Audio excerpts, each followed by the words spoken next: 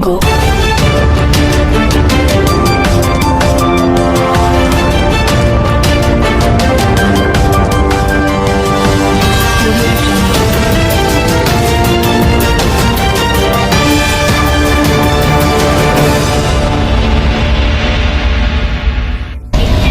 Selamat pagi Permisa, kembali lagi dengan saya Siti Lutfiah. Pada berita hari ini saya akan membagikan informasi mengenai pandemi COVID-19 di Indonesia. Pandemi COVID-19 pertama kali ditemukan di kota Wuhan, Cina pada akhir Desember 2019. Kasus COVID-19 di Indonesia diawali dari sebuah dansa di klub Paloma dan Ambigos, Jakarta.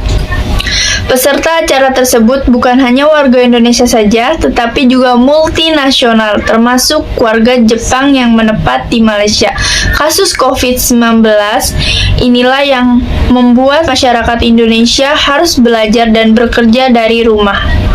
Dengan hal ini, pemerintah mengadakan program-program khusus seperti PSBB, PPKM, vaksinasi, serta menjalankan prokes 5M, mencuci tangan, memakai masker, menjaga jarak, menjauhi kerumunan, mengurangi mobilitas.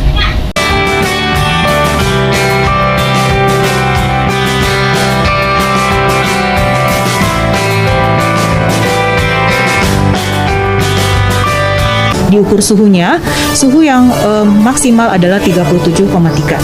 Kemudian mereka diarahkan untuk duduk di tempat pendaftaran. Di tempat duduk pendaftaran itu mereka juga bisa mengisi aplikasi bila mereka belum mengisi aplikasi Peduli Lindungi. Sudah sip.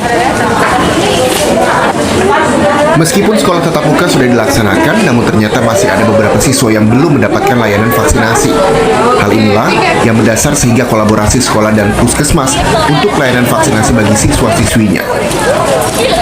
Sebelumnya, pihak sekolah telah memberikan surat pernyataan bagi orang tua murid untuk mengizinkan anak mereka mendapatkan layanan vaksinasi. Puskesmas Sorong Timur menyiapkan 300 dosis bagi pelajar di SMP Negeri 5. Karena selain meningkatkan kekebalan tubuh, program vaksinasi ini juga sebagai syarat untuk dilaksanakannya pembelajaran tatap muka. Dalam hal vaksinasi, pemerintah pusat menyerahkan sepenuhnya kepada pemerintah daerah untuk melaksanakannya. Dalam hal ini, teman saya Anissa Zahra melakukan wawancara khusus dengan narasumber seorang pejabat RW setempat di mana Anissa Zahra tinggal. Assalamualaikum warahmatullahi wabarakatuh. Perkenalkan, nama saya Anissa Zahra dari kelas 11 Tel 6 SMK Telkom Jakarta. Di sini saya sudah berada di lingkungan RW 13 dan sudah ada bersama saya Bapak Ketua RW 13. Pak, saya ingin bertanya nih Pak, bagaimana penanggulangan COVID-19 di lingkungan RW 13 ini Pak? Ya, terima kasih atas kesempatannya. Assalamualaikum warahmatullahi wabarakatuh. Waalaikumsalam. Saya Muhammad Zain, Ketua RW 13 Kelurahan Palmerah, Kecamatan Palmerah, Jakarta Barat.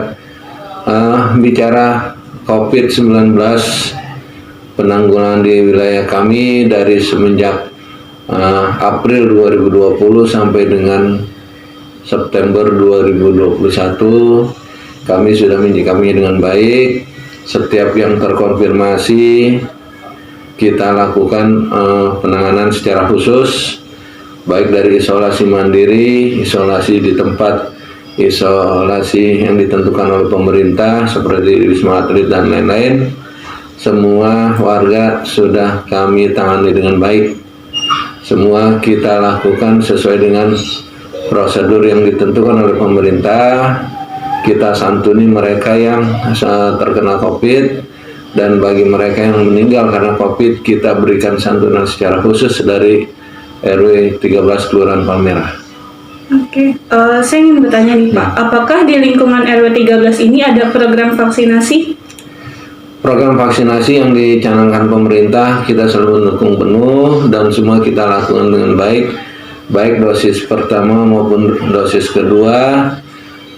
Mulai dari bulan Mei 2021 semenjak pemerintah mewajibkan vaksin kepada masyarakat, kita sudah mewajibkan dan kami sudah melakukan dengan sebaik-baiknya.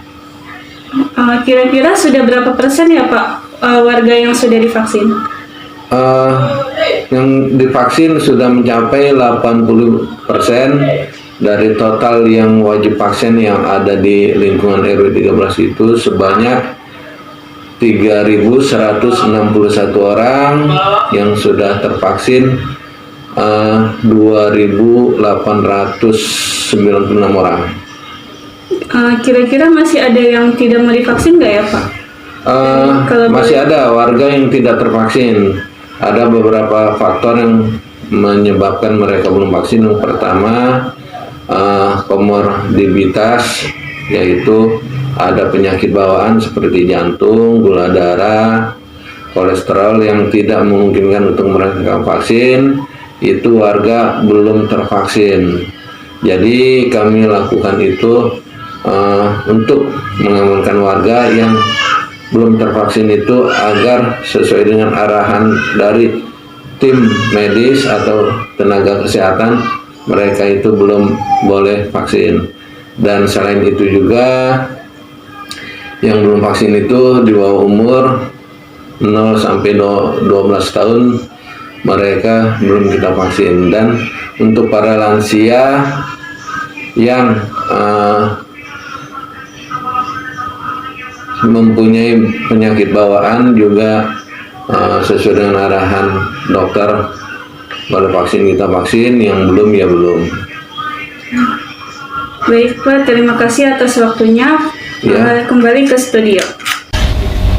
Jangan lupa kita terapkan protokol kesehatan yang telah pemerintah terapkan untuk kita semua. Sekian informasi dari Breaking News. Jangan lupa saksikan terus informasi yang lainnya hanya di breakingnews.com. Selamat pagi, salam sejahtera untuk kita semua. Sampai jumpa.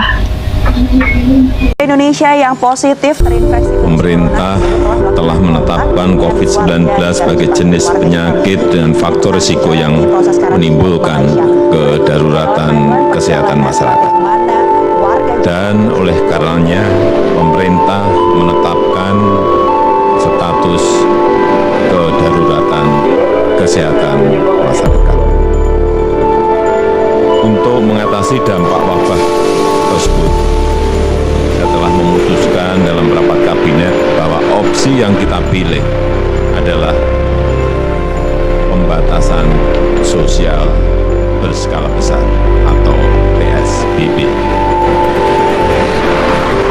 Kita rasakan semuanya dampak dari pandemi COVID-19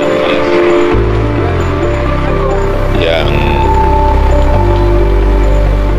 dirasakan oleh masyarakat luas, baik itu pengusaha, pegawai, pekerja pabrik, supir taksi, supir bus, supir truk, kernet, pengemudi ojek, petugas parkir, para pengrajin, pedagang kecil, pelaku usaha mikro, dan masih banyak lagi. Dan sekali lagi saya ingin memberikan apresiasi yang tinggi kepada seluruh jajaran yang bergerak di depan dalam hal ini dokter, para perawat, tenaga medis yang berada di rumah sakit dalam kita berperang melawan COVID-19 ini. Saya memberikan apresiasi yang tinggi dan itu yang bisa saya sampaikan pada kesempatan yang baik ini. Terima kasih. Wassalamualaikum warahmatullahi wabarakatuh.